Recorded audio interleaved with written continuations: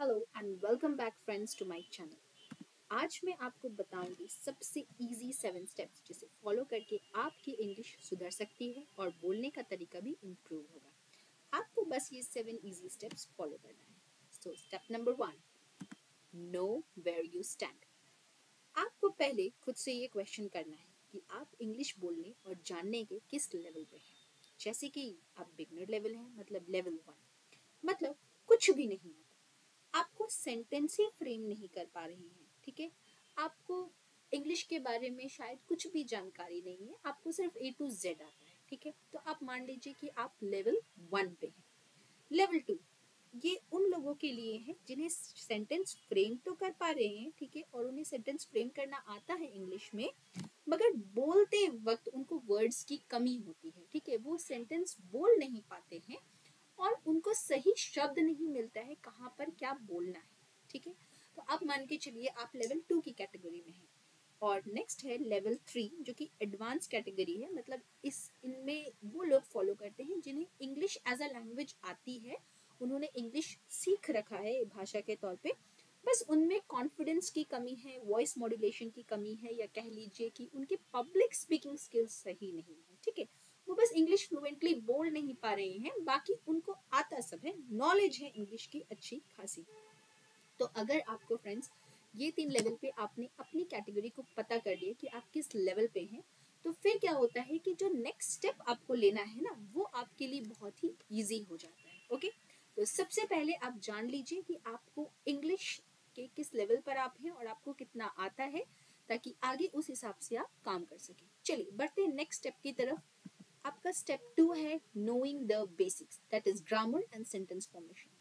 मेरे हिसाब से वो लोग बिल्कुल गलत कहते हैं अगर कोई आपको ये कह रहा है कि इंग्लिश बोलने के लिए आपको ग्रामर की जरूरत ही नहीं है, तो ये बिल्कुल ही गलत है। ठीक है, जब तक आपको किसी चीज का बेसिक नहीं आएगा तो आप कितना रटिएगा। हाउ आर यू, आप कैसे हो, ठीक है, वेयर आर यू गोइंग, आप कहाँ जा रहे हो, तो ये सब आप कितना रटिएगा। ये इट्स नॉट पॉसिबल। कोई भी भाषा आप सिर्फ रट कर नहीं सीख सकते हैं, इसीलिए आपको ग्रामर पता होना चाहिए। ग्रामर में अगर मैं इंग्लिश में बात करूं, जैसे प्रेपोजिशन, कंजंक्शन, वॉइसेस, ठीक है, और उनके यूज जो भी है, जैसे अगर मैं हिंदी में कहूँ तो ग्रामर में आपका आ जाएगा जैसे संज्ञा, सर्वनाम, विशेषण। ओके, तो ये सारा कुछ ग्रामर का पोर्शन है। आपको सारा ग्रामर ना आए जरूरी नहीं, लेकिन जो इम्पोर्टेंट ग्रामर है, जिस ग्रामर में जो इम्पोर्टेंट चैप्टर्स हैं, वो आपको पता होना चाहिए। ठीक है, अगर आपको ग्रामर पता है तभी आप सही से सेंटेंस फॉर्मेशन कर सकते हैं।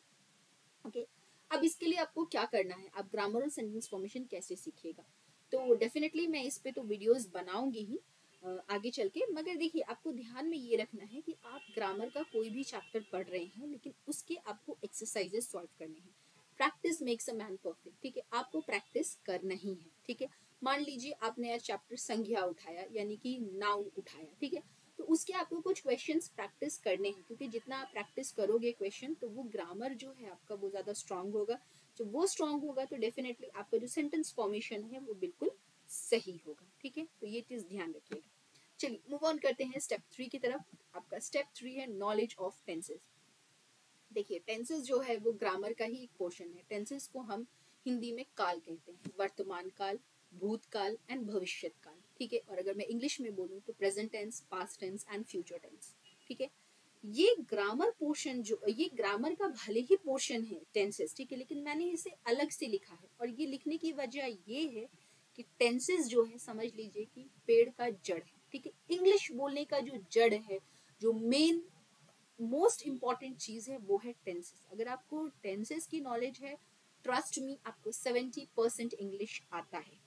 ओके, क्योंकि वो टेंसेस ही है जहां हम गलती करते हैं, तो डेफिनेटली जो हमारा सेंटेंस है वही गलत हो जाता है। ठीक है, आप भूत को भविष्य काल में कह दीजिएगा, और आज को कल बना दीजिएगा, कल को परसों बना दीजिएगा, तो डेफिनेटली आप जो इंग्लिश बोल रहे हैं उसका कोई मीनिंग नहीं रहेगा। ठीक है, तो अगर आपको टेंसेस की नॉलेज है तो डेफिनेटली सेंटेंस फॉर्मेशन में तो आपको कोई दिक्कत नहीं आने वाला है। तो टेंसेस को बहुत ही ज़्यादा अहमियत दीजिएगा, इम्पोर्टेंस दीजिएगा, and accordingly you have to work on it. Okay, चलिए चलते हैं नेक्स्ट एस्पेक्ट की तरफ जिसे आपको सीखना मस्ट है, दैट इज स्टेप 4, और स्टेप 4 है इन्हांसिंग योर वोकैबुलरी। अब देखिए ये वोकैबुलरी क्या होता है। विकैबुलरी का सिंपल मीनिंग मैं आपको बताऊं, आपको कितने नए शब्द आते हैं, बस। ठीक है, अगर मैं हिंदी में कहूँ तो कितना पर्यायवाची आता है, कितने विलोम शब्द आते हैं, एंटोनिम्स, सिनोनिम्स। ओके, देखिए, अगर आपके पास शब्द हैं, ठीक है, तो शब्द अगर आपको बहुत सारे आते हैं किसी भी लैंग्वेज में, तो आपको सेंटेंस फ्रेम करने में प्रॉब्लम नहीं होती है। ठीक है, आपको सोचने की जरूरत नहीं पड़ती है, वो सेंटेंस ऑलरेडी आपके बैक ऑफ द माइंड में फ्रेम्ड रहता है और मुंह से निकलने में ज्यादा वक्त नहीं लगता है।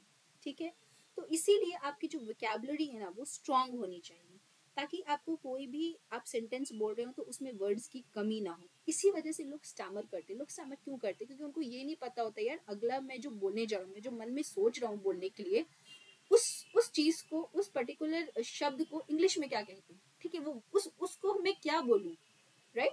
तो then only this problem comes that your sentences are not getting formed, right?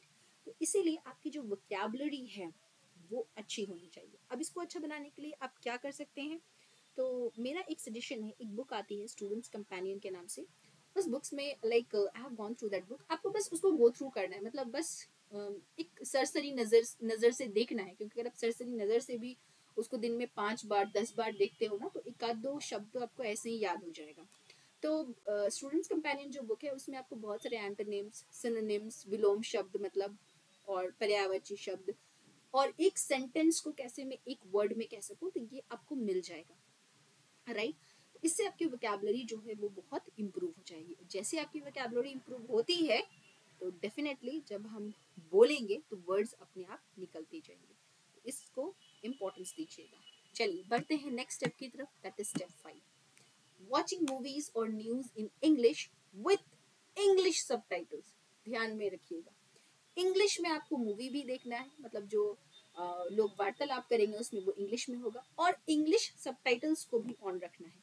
क्योंकि इससे फायदा क्या है आपको, जो वो लोग बोल रहे हैं जब आप वो सबटाइटल्स में वो वर्ड देखते हैं ना, तो ऑटोमेटिकली आप सीखते हैं। अच्छा, इसमें मैं आपको एक चीज और बताऊंगी कि ऐसा हमें क्यों करना है। ठीक है, देखिए, ऐसा हमें इसलिए करना है आदत बनाने के लिए। ओके, क्योंकि जब आप बार बार उसी भाषा में कोई भी वार्तालाप सुनते हैं, ठीक है, तो वो आपके दिमाग में बैठ जाता है। तो आपको करना क्या है कि आपको कोई भी एक इंटरेस्टिंग मूवी सेलेक्ट कर लेनी है। आपको वो मूवी समझ में आए चाहे नहीं आए, बट वो आपको इंग्लिश वाली मूवी इंग्लिश सबटाइटल्स के साथ ही देखनी है।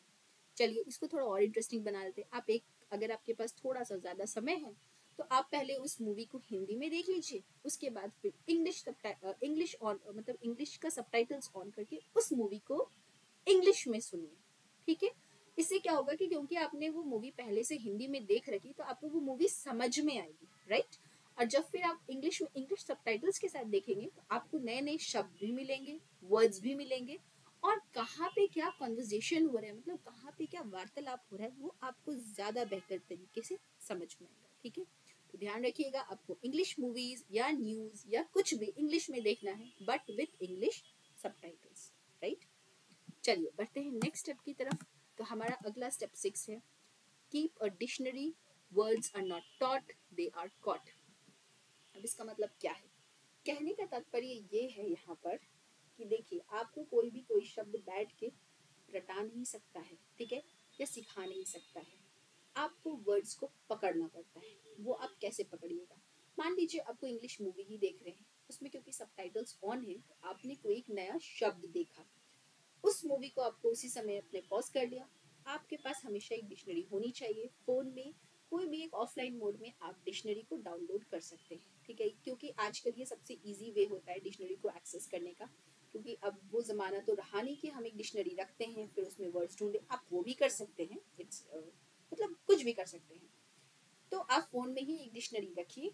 जैसे आपको कोई एक नए शब्द के क्रॉस अप आते हैं, आपको बस क्या करना है, उस वर्ड को ढूंढना है, उस वर्ड का आपको मीनिंग भी देखना है, मतलब उस शब्द का आपको मीनिंग भी देखना है, और उसके साथ साथ आपको वो शब्द इस्तेमाल कैसे होता है किसी भी एक सेंटेंस में, वो भी देखना है। ठीक है, तो आपको दोनों चीज देखना है। ठीक है, आपको उस शब्द का मतलब भी पता होना चाहिए, और वो शब्द किस तरीके से आप किसी वाक्य में इस्तेमाल करेंगे आपको वो भी पता होना चाहिए। तो ये, क्योंकि अगर आपके पास डिक्शनरी रहेगा तो आपकी ये दोनों प्रॉब्लम सॉल्व हो जाएगी। इससे क्या होता है कि वहां पर वो शब्द को आपने पकड़ लिया, ठीक है। और क्योंकि आपने बहुत सारे शब्द एक साथ नहीं देखे, आपने सिर्फ वो एक शब्द को देखा है, तो वो एक शब्द आपके दिमाग में ज्यादा लंबे समय तक स्टोर होगा। और क्योंकि वो एक शब्द, क्योंकि आपने किसी कॉन्वर्जेशन के थ्रू उसको पकड़ा है, ठीक है, राइट। अभी जैसे मैं आपसे ये बात कर रही हूँ, आपने कोई एक न्यू शब्द सुना हो मुझसे, ठीक है, जो कि शायद उसका मीनिंग आपको नहीं पता, लेकिन मैं इनहैंस की ही बात करूँ, ठीक है। तो इमीडिएटली आपने क्या किया, उसको पॉज किया, डिक्शनरी में देखा, ठीक है, उसका मीनिंग देखा और उसको कब कहाँ कैसे यूज कर सकते हैं वो देखा। तो वो शब्द आपके दिमाग में लंबे समय तक स्टोर रहेगा, मतलब लंबे समय तक वो शब्द आपको याद रहेगा। तो उससे क्या होगा कि आपकी जो इंग्लिश है वो धीरे धीरे विद टाइम इम्प्रूव होते रहेगी, ठीक है। तो ये बात ध्यान में रखिएगा। चलिए बढ़ते हैं अगले और लास्ट स्टेप की तरफ, दैट इज स्टेप 7, वो है रीडिंग एंड टॉकिंग अलाउड, ठीक है। देखिए रीडिंग यानी कि पढ़ने का कोई भी अदर सब्स्टिट्यूट नहीं है।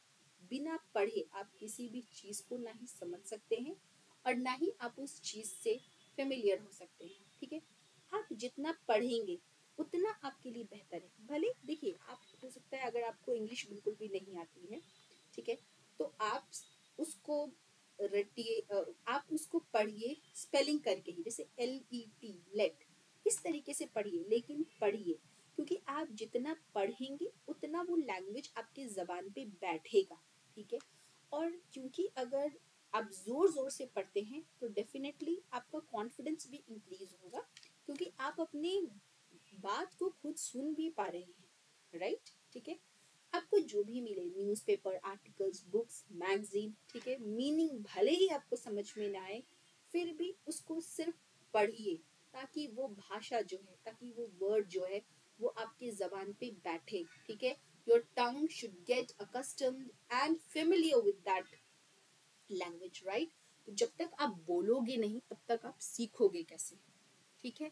तो इसीलिए reading and talking allowed is very very important, ठीक है। आपको जहां पर कुछ भी अंग्रेजी में दिखे, बस आपको वहीं पे रुक जाना है। अगर आपका मन कर रहा है तो वो एक सेंटेंस, दो सेंटेंस आपको जोर जोर से पढ़ लेना है। आप दिन भर में जितने भी बार आप फ्री हो आप ये कर सकते हैं, ठीक है।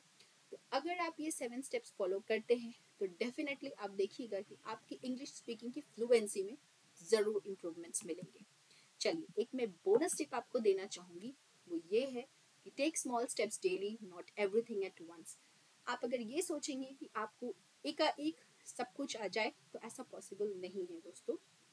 आपको टाइम देना पड़ेगा, ठीक है, धीरे धीरे चढ़ना पड़ेगा। आपको डेली एक शब्द सीखना है, ओके। आपको डेली कम से कम 5 सेंटेंसेस इंग्लिश में जोर जोर से बोलने हैं। आपको अपना लेवल देख लेना है, आप किस लेवल पे है, उस हिसाब से आपको काम करना है। लेकिन रोजाना आधे घंटे के लिए, 1 घंटे के लिए आपको छोटे छोटे स्टेप्स लेने हैं। और इसके लिए आपको बहुत ही धैर्य की जरूरत है। You have to be extremely patient, okay. So accordingly आपको कहाँ पे पहुँचना है, आपको अपनी इंग्लिश को किस लेवल में ले जाना है, इसके लिए आपको टाइम लगेगा। इसीलिए आप थोड़ा सा टाइम दीजिए, थोड़ा सा पेशेंट रहिए, टेक स्मॉल स्टेप्स डेली, और आराम से आप अपनी इस भाषा को इम्प्रूव कर सकते हैं। और you can become extremely fluent in English by just following these steps. So I hope so that you like this video a lot. If you like this video, please give it a like button and keep learning.